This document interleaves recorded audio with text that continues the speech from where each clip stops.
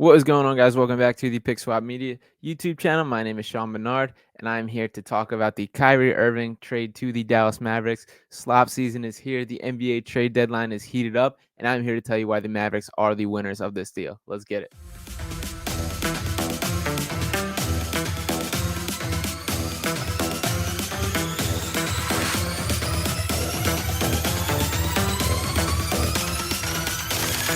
Check it out.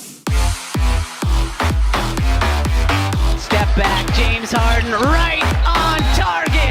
Bang, bang, George Niang to Paul Reed from Tyrese Maxey. Joel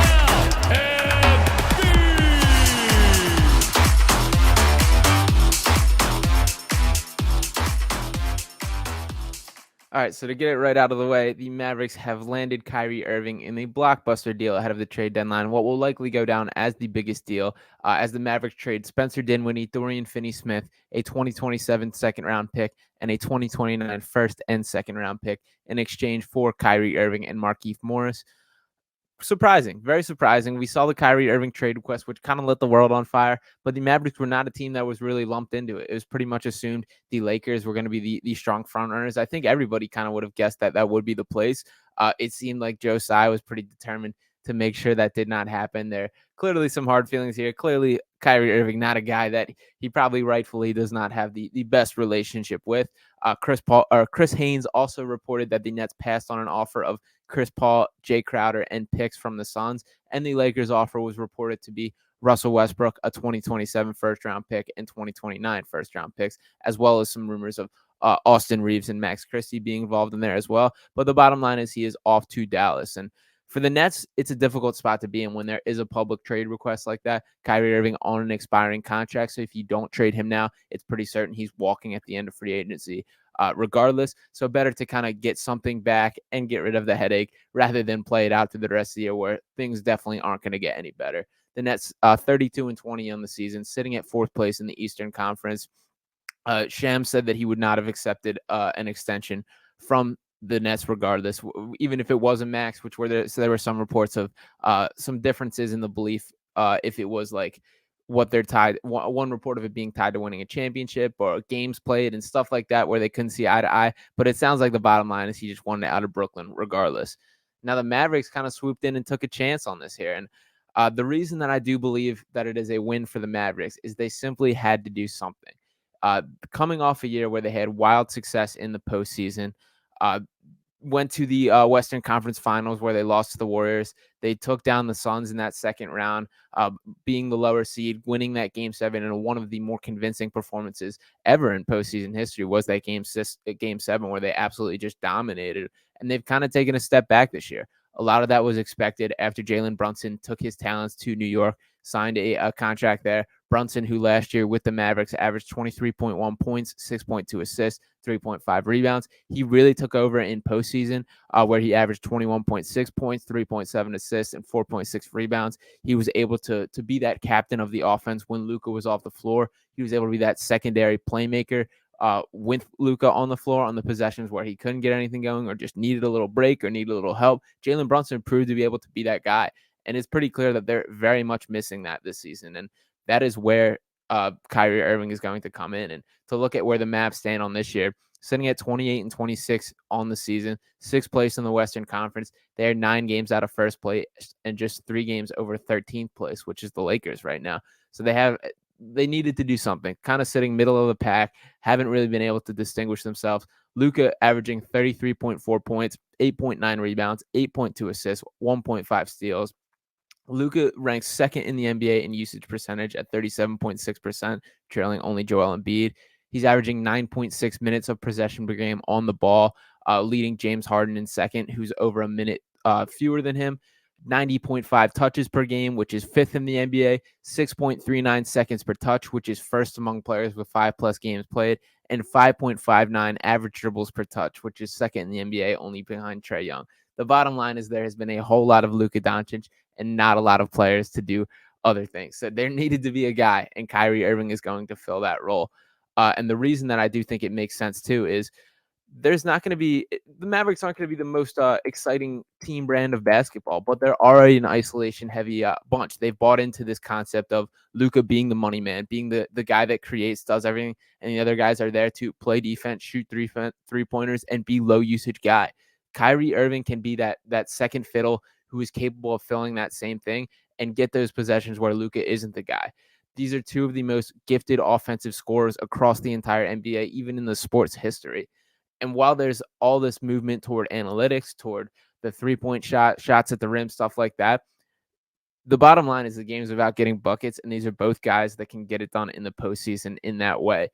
Both ranked top 10 in the NBA in isolation points this season. Luka leads the way with 740, while Kyrie comes in ninth with 386. They get postseason shots. They're guys that can just beat their guys, go one-on-one, and create. And now having both of them on the court creates some real issues.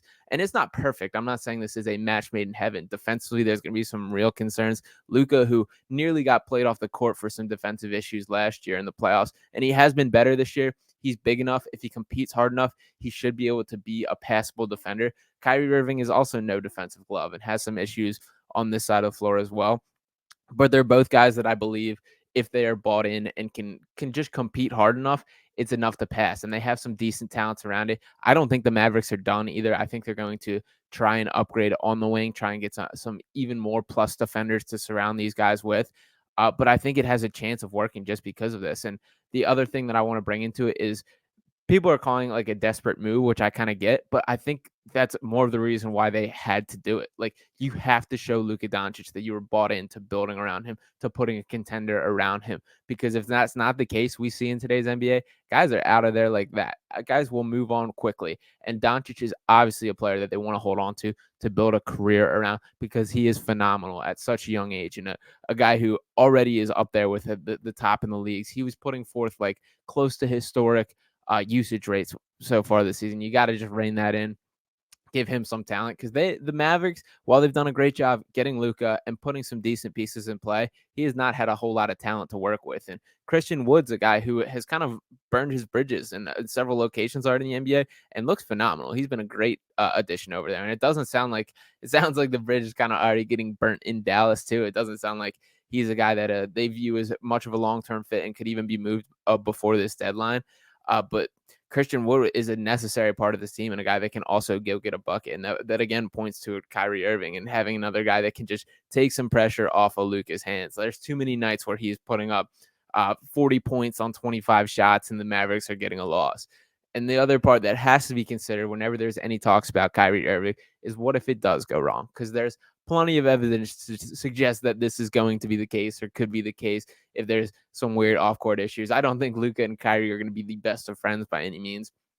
But what makes it a good move in my mind is it's not the end of the world if it doesn't work out. He is on an expiring contract, will be a free agent at the end of this year.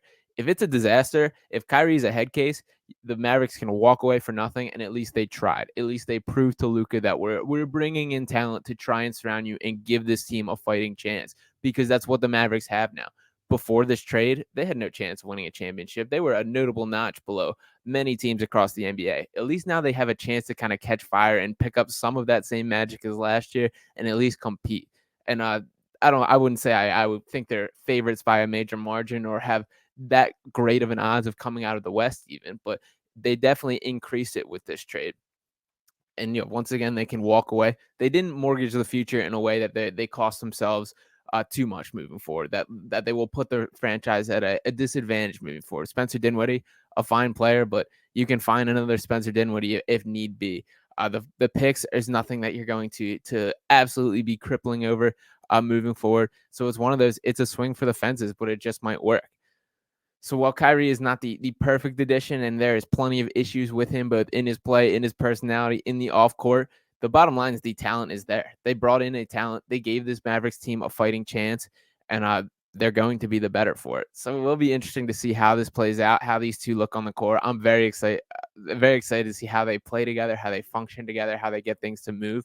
But I'm happy to see the Dallas Mavericks swing for the fences, seeing them give Luka Doncic a shot to compete for the championship, to continue ascending to the true superstar that he is. So I'm excited to see it. It'll be exciting to see how quick Kyrie can get a turnaround.